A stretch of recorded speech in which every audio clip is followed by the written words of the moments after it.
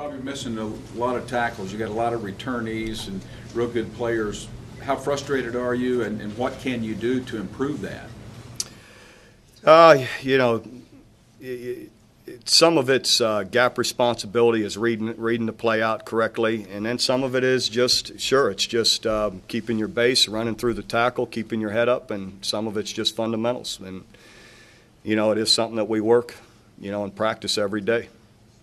You surprised they ran the ball on you as well as they did?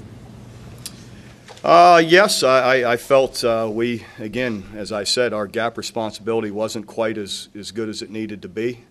And give their backs credit, they, you know, made some guys miss them and ran through some tackles. And so we needed to tackle better and be better in gap responsibilities.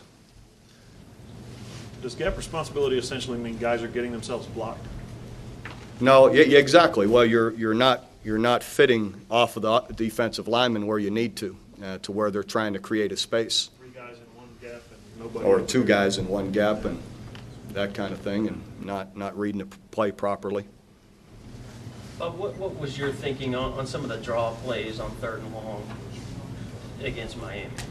I think one of them we do pick up a first down, and then later in the game we don't. So you're. I think there were at least 3 though that were called. Well, in the case of you know, late in the game when you're running the draw, we're trying to get into a manageable 4th down. To, you know, where you are going to go for it, and you'd rather than throwing it and have it 4th and 12 or 4th and 10 again, you're trying to get half of it, and now you got a manageable. Again, as I said, your percentages of picking up first downs go up drastically. The shorter the yardage is, so we're trying to get into a manageable 4th and 5, 4th and 6, 4th and 4 situation where it's a lot easier to pick up. What are guys telling you? You've had some busts in secondary where, I mean, it happened BYU with stuff you'd worked on and getting the game. It's kind of like a blank spot. It's like a couple times a game it happens. How do you explain that? There's nothing to explain. I mean, it's happened twice. It happened in BYU where the guy ran by our corner, right? I mean, the corner was there and he ran by him. And then in this case, we have the man-to-man on the widest guy, the corner's on him, and then he comes off of him. He's not supposed to come off of him. He's in straight man. That's your guy. So to explain it, he just didn't stay with his guy. Just lose concentration, which is, I mean, coverage, or he says, you know, he saw the corner route coming. He wanted to come off on it. You know, again, there's no good reason for it. It's not acceptable. I mean, you got to be able to you got to stay with the guy you're supposed to stay on.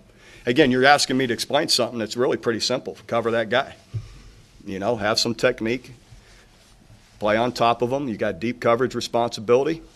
Stay on him. You know, again, and you expect a guy to be able to do that. It's not like you hadn't seen plays like that in practice. The 3rd down play that they ran was one of their favorite plays. So it was something that we were expecting. Fork route was very common for them on 3rd and long. How have your safeties played? Inconsistent. At times really pretty good, but again, you give up a few plays that you shouldn't, then, you know, it's not good enough. It's one thing on the defensive side, I think, that's different than offense. You can see the 7-8 plays a guy on offense makes, and he makes 1 or 2 busts, and you punt the ball, and nobody really notices. But you can play awfully good on defense, make a bunch of plays, but you give up 2 that go for big gains, and you didn't play very well. You know, so it's just different. On defense, you can't give up anything, and you have to be in position. And when you're not, you know, you don't get to punt on defense. So you've got to be more perfect on defense to get stops. What did you think of your kicking game? Not only the punting, but the kickoffs and things. I thought it was really good. I thought all the kickers hit the ball well. Our coverages were great. Covering punts were excellent, and kickoffs really overall. A couple kickoffs we could have been a little better, but overall was pretty good. And again, I thought Tress hit the ball great. You know, punting the ball, had a 71-yarder. Does Moses stay does he become your other kickoff guy? Yes. Bob, 3rd downs were not good for you and on offense or defense. You've heard the talk, the team hasn't played as well on the road. How much of all of this stuff is something mental or coachable? Or It's hard to say what's mental and coachable. I think a lot of it is you brought up third downs first. We were in third and long too much, and they were in third and medium too much for our liking. Again, the shorter it is, the lot your percentages go up in converting them quite a bit. So in the end, that's a big part of it. But we've got to be able to execute on the road the same as at home. But I think also it's fair to say the competition you're playing is different so far on the road and at home as well.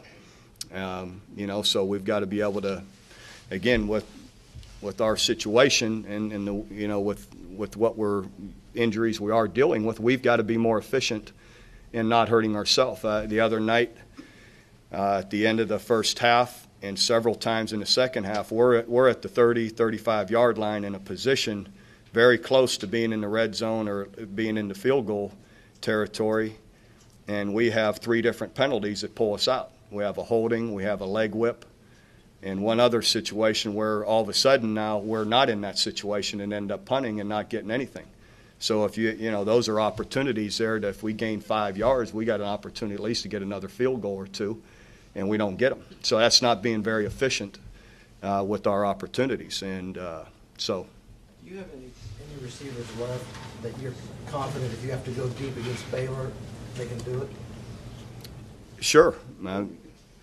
Hopefully guys like DeJuan Miller, can continue to step up, or Jazz Reynolds hopefully can come in and do some things. So, all those guys that are continuing to work there. Kenny? Oh yeah, I thought you already knew him. I've already talked about him. Well, I've talked about him twice today, and absolutely, Cameron was really positive to see how he played the other night, and it should only help him with his confidence and in being sure of himself out there of what he's able to do. What about Tanel? Hopefully Adrian can come on and do something, but he's so far when he's had his opportunities, there hasn't been enough productivity. But sure, he's a guy that has done it. That you would hope as a senior would be able to do it. Does Caleb have the speed to do it? Yeah, Brandon was behind their secondary the other night. You saw in the second series, and we got pressured. Landry got hit before he was able to get it to him, or you got another opportunity for a big play.